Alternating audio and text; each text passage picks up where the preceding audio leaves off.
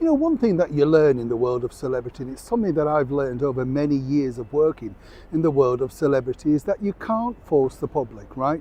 You can't force them or coerce them into liking you, disliking you, whatever. They make their own decisions. And if you think about it, chums, we did when we were younger. You decided what magazines you liked, what pop stars you were going to put on your wall. It didn't matter how hard the marketing was, but it wasn't simply working, and you make that decision. This is now the dilemma truly facing Meghan Markle, and more importantly her now depleted team over in the land of Montecito. It's been quite the week, and of course the goings on in Windsor too. As ever, let me explain. Hi, welcome to a brand new episode of By Royal Appointment in the very heart of London. Welcome one and all, it is lovely to have you along. Hope you're keeping well, whatever you're doing. Can you just let everybody else know that on this show, right, on all the shows that we do here on my channel, and I say, let me just point this out, because a lot of people under this misconception that there are other people. I'm alone, right? I film these myself, I edit them myself, I do the thumbnails, the descriptions. So if there are one or two glitches, because quite a lot of people write in the comments, Neil, tell your team to do that. You are speaking to the team. We're alone here, chums, you know what it's like. And this is the thing, I think people get the idea that, oh gosh, you must have loads of people. I make these because I like making them for you. It's a lot of fun. I enjoy the feedback. I've met many friends. I see so many people out and about in London and across the United Kingdom. It makes it all worthwhile. But truly, just to let you know, no, I'm on my own. And there is no tip jar. There's no membership fee. And I don't want you to buy me a coffee or whatever those things are. I don't know what those other things are. Is it Patreon and stuff? I'm not knocking them. Anybody else who wants to do them, that's lovely. I'm just not technical. It's bad enough getting to this stage, you know what I mean? So when you see these little glitches of maybe something going wrong with the sidebar or, you know, whatever, just, you know, remember, we're alone here, chums. It's important. Absolutely. Now, back to your royal appointment. I don't know about you, but you know, I've often said that in the land of celebrity, what's a strange thing is these award shows. They mean nothing, they're trivial, and they're normally money-making things or to raise profile. Now, you may have missed this, but Meghan Markle recently won another award. I know, gasp, horror, sit down, all of that. Yeah, you see, it went by you, didn't it? You didn't notice. How dare you? Where were you, in fact? This was by the Signal Awards, which is the fourth year. I've never heard of them either, but they're clearly a new thing and they're trying to get going. And clearly they thought by giving Meghan Markle's podcast, do cast your mind back. Yes, that podcast with Lemonada. Well, she won an award. I'm not quite sure what category it was. But as I've said, the idea really is that, you know, they raise their profile. They get people looking at their brand and all that sort of stuff. And maybe that team did think that Meghan had done a good podcast. You know, I don't make them. I don't really understand the thing about that.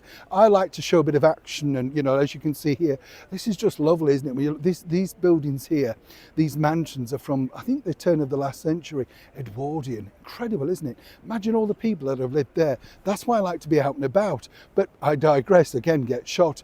Podcasts, yeah, you know, if it works, it works. Now, some people might say she got it because she's a unique talent, not Spotify, I might point out. They said she's not an audio talent, remember that.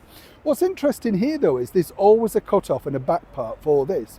You see, according to an excellent source, Meghan Markle got that award, as did Lemonada. But what they're a little bit peeved about is the fact that Meghan hasn't rushed to Instagram to hold the award, to, you know, show that she's a winner, all of that sort of stuff.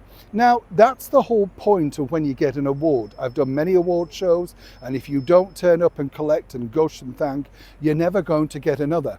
And this is the problem that Meghan has moving forward. She has no idea about exactly how to play the game. Many suspect, of course, that this isn't an Emmy, an Oscar, a Tony, whatever you want to call it, a BAFTA. So why should she hold a little-known award? And she knows the value of her holding that is going to be far more outstripping than what she's got, if you see what I mean. And Meghan has now, as you know, won many awards, but nobody's quite sure what for. They recently picked up the Humanitarian Award together. I don't know how they dare turn up on that, neither speaking to each side of their families, but the humanitarians. It's farcical. Of course, it was lucrative for that particular brand because they got off publicity.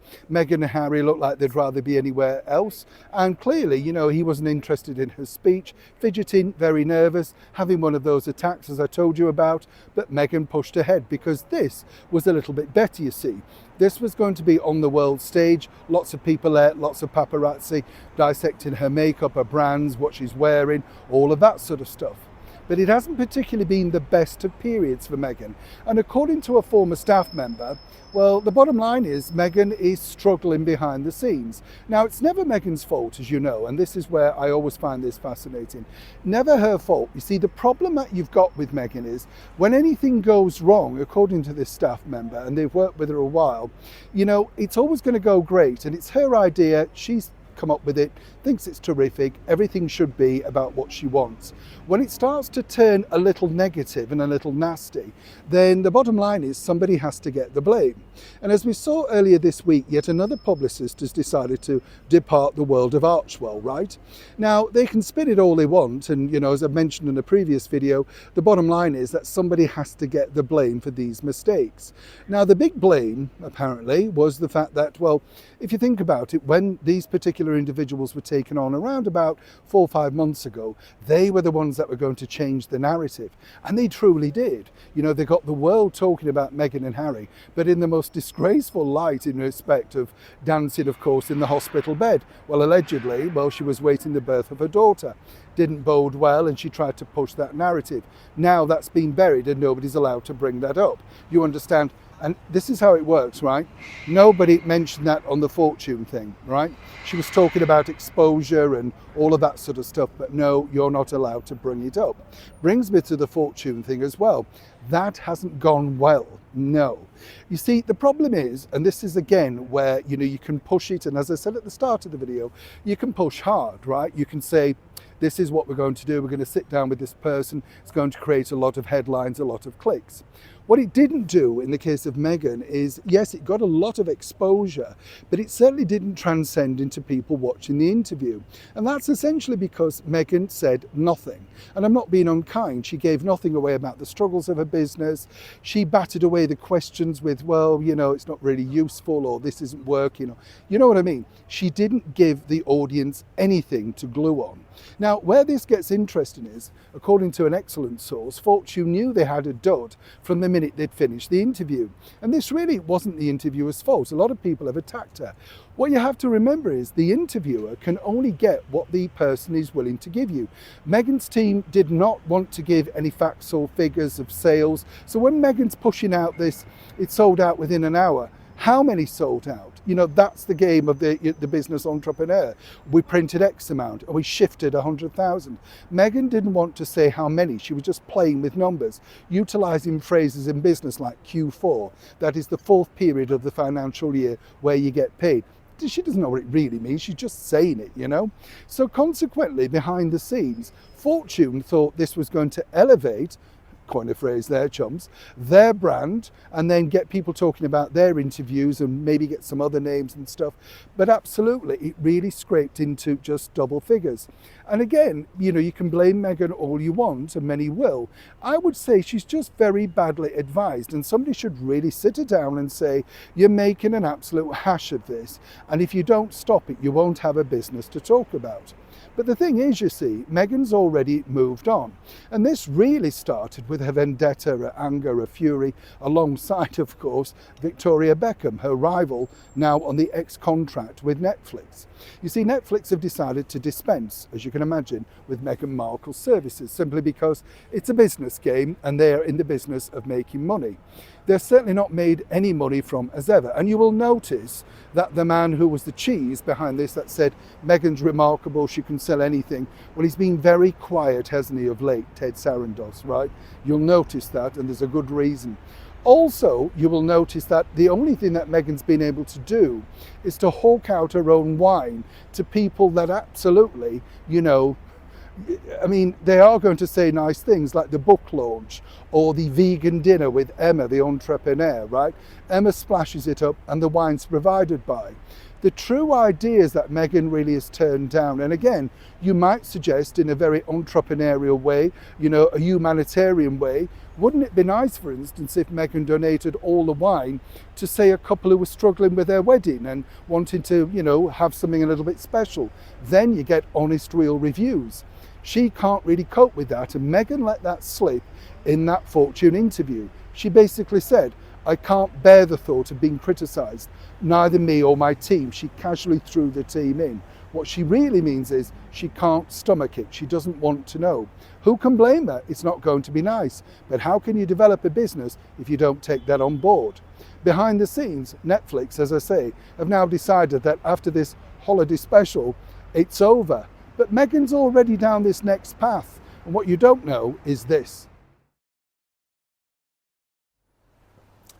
One of the things, you can be assured of if you are in the remit of Harry and Meghan, that is, of course, they like to be called the Duke and Duchess of Sussex, is the fact that, well, you're never in for long.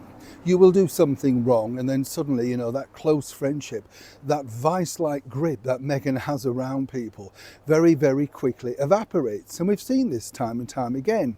Not more so than recently, because when you think about it, you have to look at this particular situation. And I do find this odd, if I'm honest, chums, that, you can be so gushing, so kind, so offering to a particular individual. And then they find out at the 11th hour, their 11th hour, some might say, in need, that in fact now, you're dispensed with. We're talking, of course, about this man, Tyler Perry. Now, Tyler Perry, very successful entrepreneur, particularly in the black community, done incredibly well and slightly moving now over into the mainstream. But really, whether you like his work or not, he's been successful. And that really is the only thing that matters in the world of Hollywood, movies, streaming, whatever. If you can get an audience, if you can sell it, they love you. Then, of course, disaster struck. And earlier this year, these were allegations that were thrown against Mr. Perry from a former worker. And this was very lurid indeed. And this battle is still ongoing and now set to get even bigger, resulting perhaps in millions and millions of pounds. The bit I've always found odd, and I've got to be honest with you in this, is the fact that Harry and Meghan, didn't know this character at all. And yet suddenly they entrusted themselves to this man who he openly admitted just wrote to Meghan because he was absolutely moved by the way that she was, looking after herself in the midst of all of this battle of such a terrible thing that she was trapped in. A world of wealth, royalty, castles, cars, absolute supreme luxury, What was he offering? Oh, right, yeah. Cars, wealth, supreme luxury. He had this mansion. Would they like to use it for their escape? Apparently she was moved to tears, and he was moved to tears, and they were just there to help. It was like a snapshot out of a Mills and Boon book, if you know what I mean. It was that bad. And everything was going very well. Now remember, this is the important bit about exactly how Harry and Meghan operate, because if you are thinking of becoming friends with them, this could be you. They gushed, and he was marvellous, and they didn't know what they'd have done without him, and then they found their forever home in the Montecito mansion with 16 bathrooms and all of that, right? Then this sort of started to develop. You see, they were pushing, if you remember, very hard to have Harry's daughter Lily christened back here in Windsor. That was the big remit, right? But apparently all along, Tyler Perry had been offered the opportunity to become the godfather of Lily. But he very famously, if you remember, stipulated on that programme, the documentary, well, he would do that job, but he, didn't really fancy getting dressed up and doing all of that dressing up stuff over there, meaning over here in England, respectability, that sort of thing. So he got the job basically because they couldn't necessarily get anywhere by getting the christening going in Windsor. And we all know the battle and the very hard push that Harry and Meghan did. And what was interesting also, and this is the thing that they still carry on about, is the fact that, well, not only were they pushing hard, but also if you remember, and this to me is the interesting bit, that the Queen on the last time apparently of being in Windsor with Harry and Meghan was trotting back and forth, handbag in two, basically having a conversation and getting pictures. We've never seen these pictures. Does honestly anybody now believe that Meghan Markle would not have wheeled out these pictures on Instagram at any point, International Women's Day, whatever? They don't exist. Again, the people around them complicit in those lies. That is my opinion. I have to say that. Now, where this gets even more interesting is, as Tyler's ship decided to take a shall we say, an unswerving turn, and these lurid headlines became the norm. Not one mention, not a backup, and they're not alone, right? I mean, Oprah Winfrey, nothing. No, absolutely. Not a mention, not a, he's a lovely guy, Now, let me just point out, Tyler Perry refutes all of these allegations, right? 100%. However, it's an ongoing case. But if he was such a good friend, and if somebody loaned you their house and paid for the airfares and all of that sort of stuff, wouldn't you feel a little bit compelled to be a little bit more compassionate? Maybe even just put a picture saying, the story's never told until the truth comes out. You know that word salad that Meghan loves to spew out at every opportunity? No, nothing. No, absolutely. Just silence, you see. And you are not allowed to ask about Tyler Perry in any interviews or sit downs or anything like that.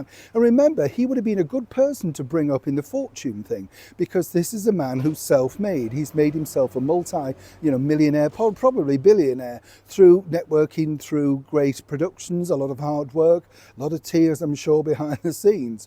But no, they're not allowed to bring him up. So again, cut off, dead. You get the picture, which makes this particular picture all the more alarming. You see, as I've often said, Meghan Markle claims that she does not watch or read or get involved with social media.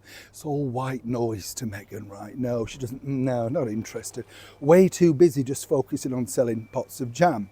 Here's where that's a lie as well, because clearly, a lot of people have been asking, well, on that, With Love Meghan show, where were the real friends? Where were the friends from way back? We had the makeup artist, paid. We had Tan France from another, well-known TV series, and a chef that apparently she's known from going to the restaurant. But there were no genuine, real friends, were there? There was no sort of oh yeah, you've known them a long time. Eventually, they had to shoehorn Gwyneth Paltrow in, but we know that backstory already. And again, this is where it gets interesting for me and more confusing, because suddenly this woman, clearly a very successful author herself, clearly worked hard to get a book published, pops up at that bookstore. The bookstore that has an association previously with Oprah Winfrey and Meghan herself. And suddenly Meghan, dressed down, remember, not much jewellery on, not much makeup, looking very much like a regular mom, just popping into the local bookstore. You have to read the publicity lines on this thing. And this is where, you can see where they're trying to shift the balance. 1 minute they're suddenly this international Paris icon, the next now just a pared down regular mom of children, right? But obviously it's not the case. Suddenly we're told that they've known each other since they were 17, and this was from college days, and it was very much a story that would pull most heartstrings going. It didn't look particularly convincing from the friend to me. And according to a very well-placed source, this friend's recently just been, shall we say, and again I have to say allegedly, re-recruited, right? Somebody that Meghan was able to track down. So they're not exactly besties, allegedly, on WhatsApp or dinner groups or whatever. And more importantly, if this person was such a pivotal moment in your life that you drove a car for 10 hours a day over 3 days and you bonded that intently, and you still consider her a friend, where is the invite to the wedding? The wedding that, of course, the niece couldn't go to because the palace had disinvited her, which was another tissue of lies. You see how people suddenly get embroiled in these pictures and these stories. And really the counteract to this was that basically Meghan had read the negativity and was thinking, I need to find someone that I've known a long time. And apparently this person was a bit of a shock to not just a lot of people, but to Harry too, not mentioned really, you know what I'm saying? And so consequently, this woman is wheeled out. Now, one might suggest she may have her own voice, and obviously for herself as an author, this has brought a lot of exposure onto herself. Many people now criticising Meghan for the fact that, well, as you can see, she was kind of bossy, wasn't she? Pushing the microphone up, talking a lot, basically telling her story over this poor girl. I don't think she looked particularly nervous. I just don't think she had an opportunity to speak. You get the picture. And then on top of all of that, which is even very strange when you think, because this isn't meant to be her event, but suddenly, we get told that once again, Meghan invited really, because she's brought the wine box, and the bottom line is, bring the wine, you can come along and speak. Meghan will never ever turn down the opportunity of a microphone. But what's interesting is the sort of further you dig into this alleged friendship, there isn't really much there to find. Now, where I found this interesting is, and I know a lot of celebrities do this, they're trying to connect with people on an easier level, the big stars. Look at me, I might be a mega star, but I've kept all of these friends for a long time. Remember recently when Meghan sat down with another podcaster, she pointed out that, the regular moms that she sees at the school drop off, that, never have spoken about Meghan, never have been pictured with her, not included even in background scenes on shows for as ever, even though it's filmed in a rented back garden, so it wouldn't be an intrusion on her house, nowhere to be seen. So consequently, a lot of people are now looking, and they are, at this particular story saying, well, what is the story? Because once again, the reinvention is hyped up, well, to this level. And the other side of it is, and you can say this is critical or not, but again, I go back to the fact that not even an invite to the evening do, never mentioned at all. We've never seen her having coffee anywhere. It just doesn't make sense. But that's exactly what Meghan wants you to do. You're confused by every outing, you're confused by every new story, whether it be a mannequin in Paris, whether it be, her suddenly becoming a business entrepreneur, picking up a humanitarian award. You can't pin her down because she's ever evolving. True narcissist, you see. The bottom line is what she really wants you to do is move on to the next story. And this is the next story. But then there is another news story, and it's coming right now. In this short interlude, I just want to point this particular story out that's now engulfing the ongoing royal soap opera that is Prince Andrew and Royal Lodge. I don't know about you chums, but I often find the stories regarding royal homes very strange indeed. Have you noticed how they're all named in sort of things that look very small? And you think, oh, Nottingham Cottage or Frogmore Cottage. And you think, I don't know about you, but over here, I consider a cottage to be maybe 2 bedrooms, not very big kitchen, tiny lounge, but very affordable to sort of heat and look after and things like that. And then when you look at these things and you say Royal Lodge, 30 bedrooms or whatever, 30 place mansion, you think that's quite substantial. And when you consider also where it's on the grounds of Windsor, you think, wow, that is a lot of property. That is a lot, of course, of space. And this is the reason I think why, being openly transparent here, why the great public, the British public, and probably worldwide public in the Commonwealth go, well, how many properties do these people need? And this is the problem really that's now truly engulfing the former Duke of York. Seriously, because you see, he now is wanting to cling on to this. And one might suggest, and this could be my theory if I'm honest, that he sees this as his own last sort of bastion of power. There he is, suddenly he's still got a mansion, so he's not being ruled out to live, for instance, in the servants' quarters. And we all know the story, don't we, about Backstairs Billy and how he very well unceremoniously was booted out the minute his contract ended, or the minute, of course, the death of the late Queen Mother. And even though she'd stipulated he had to be looked after, he was seen as a bit of a difficult cannon, right? The same could be said, as I say, for Prince Andrew. But what's the true story of his removal? Well, as I told you in previous videos, the true story is that the Prince and Princess of Wales, and rightly so in my opinion, don't want to have the thought of bumping into Andrew on various occasions. It just doesn't bode well for them, and you can understand that. On top of all of that as well, the other issue truly is this, and not many people know this, but I can tell you, as you know, because I get the facts directly from the people that matter. It's interesting because everybody's now stipulating that, of course, the Queen, that is Queen Camilla, the idea is that she will move into that particular lodge eventually on the Windsor estate. Now, William and Camilla and Catherine get on very well. Whatever you may read in the media, they get on well. William's mature enough to realise the situation in hand. He understands that this lady, his wife now for over 20 years, has made his father very happy, and in many respects, I've been told, more grounded, right? But again, what's interesting is Camilla has no desire to live in Royal Lodge. No. Apparently, in the future, she would see herself probably moving back to her own original home, which I believe is in Wiltshire somewhere, because that's apparently where she feels happiest. Now, you can understand this, can't you, if you're a person like that? Why would you want to live on an estate when, in effect, your role will be very much reduced because there's a new monarchy in place, which would be, of course, Catherine and William, the Prince and Princess of Wales. And Camilla would have no desire to interfere, be a nuisance, be, a tag on or whatever. What I've been told from my excellent sources, the only thing that she sees in the future, if, of course, God spares her and, she becomes a widow. Remember, this is all hypothetical, right?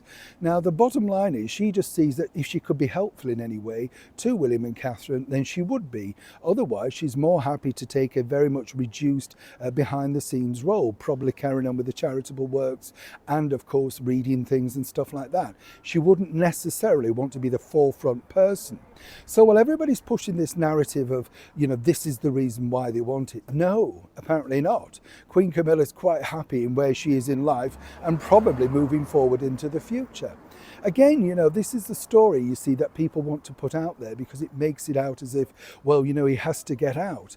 And let's not forget, Frogmore Cottage has remained empty since the removal, whatever you want, departure, of course, Meghan and Harry. And that's simply because that Meghan really wanted to move into Windsor Castle. And according to that source, the late Queen Elizabeth, felt uneasy about hearing that because she felt, well, why were they not grateful for what that they'd been given? For instance, an apartment in Kensington Palace. Remember, the Queen thought this would be great for Meghan.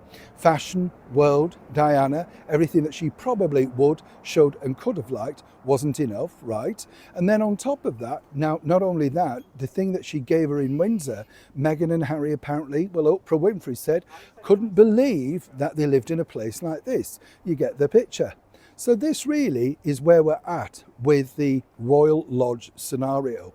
And as ever, I like to clear these things up so that you get a very clear picture of whatever the media are trying to spin, and that is the mainstream media, talking to the people that matter. This is the story. One thing you could say about Prince Harry is he's very much an open book, isn't he? Whenever he had something on his mind, he said it, whether it was good, bad or indifferent. I mean, we saw recently when he sat down with the BBC and basically once again kind of ruined all hopes of any reconnection with his father, His Majesty the King. And then when he was out in Ukraine, couldn't stop himself from talking to the Guardian reporter. Many people suggest that this is a big problem with Harry because he doesn't know when it's a good point and when it's a bad point. You get the picture. Meghan Markle, though, according to an ex-staff member, is a totally different kettle of fish. And let me explain, you see, when Harry has done everything, hasn't he, like, the Apple podcast, talking about the struggles of mental health and everything like that, and people sort of assume, because you're from a privileged background and you've got everything you could possibly want, people think you've got everything you want, but it doesn't necessarily matter, does it? Some of the most successful people in the world can be the most depressed people, if they've had huge success, billionaire lifestyle. Money, as we often know, chums, isn't everything, is it?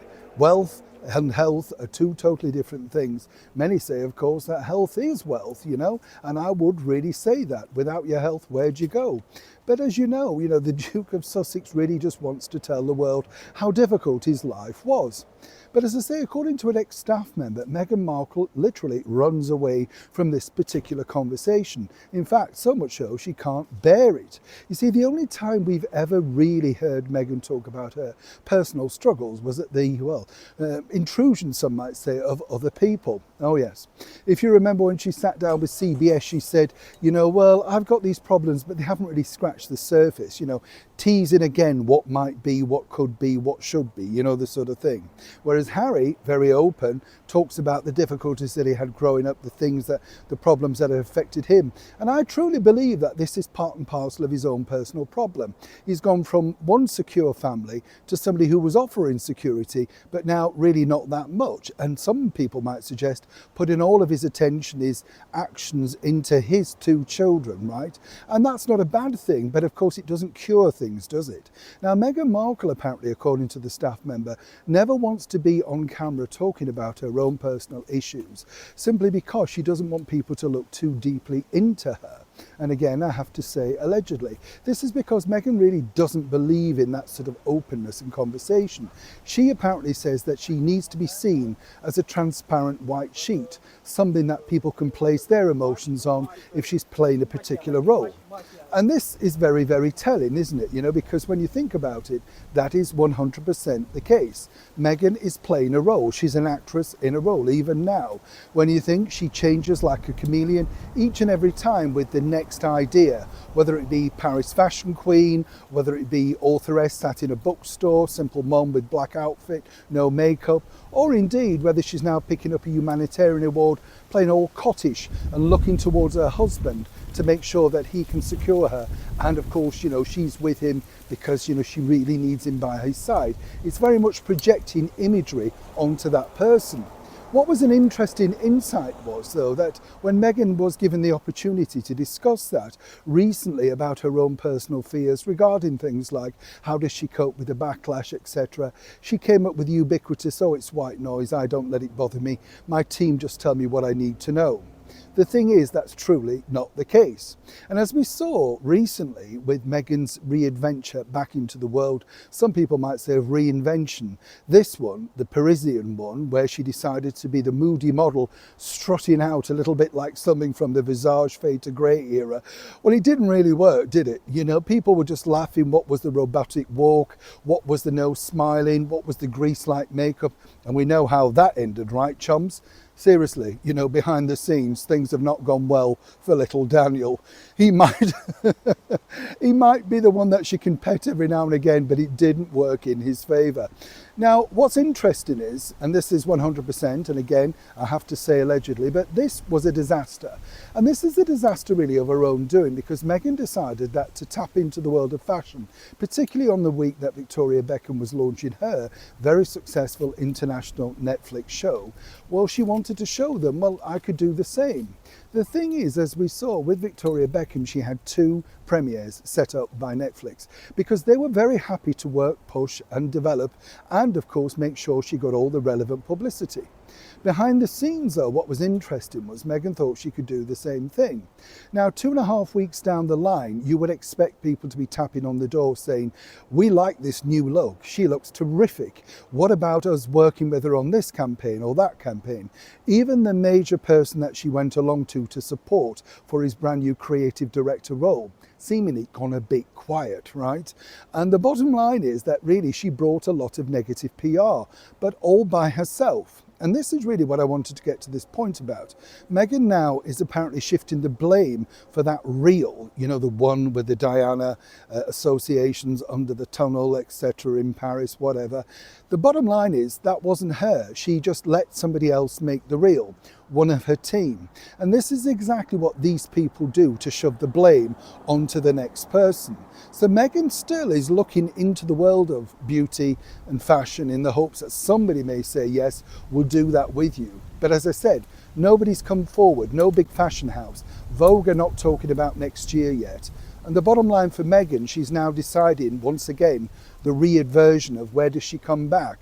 Is she now a regular mum in the coffee shop and a bookstore? Is she now a fashion icon? The idea that she thought was that hug on camera with Anna Wintour was going to shut down all the negative press. Everybody was going to say, see, you're wrong, they all get on. This is the flaky world of fashion. Everybody air kisses. Nobody truly means it, right? And now, where you're at in this particular world, which is going to prove very, very difficult for Meghan Markle, is where does she now go next? Because quite frankly, that particular launch, which was meant to be big, huge, got all the headlines popping up from nowhere, delivered absolutely nothing. And as Harry and Meghan end this particular week, maybe thinking, well, our problems are bad, but they're certainly not as bad as what's going on in Windsor. They are, they just don't know it yet. And as we go into another week, there's going to be more shenanigans, more launches, and of course, more fights, fallouts, and staff quitting. And more of that very soon. As ever, thank you for joining me for this week's By Royal Appointment. And as I often say, do take care of yourselves, chums. Make sure you look out for yourselves and have a lovely, lovely week. If you're here on a regular daily basis, I'll see you soon. Bye.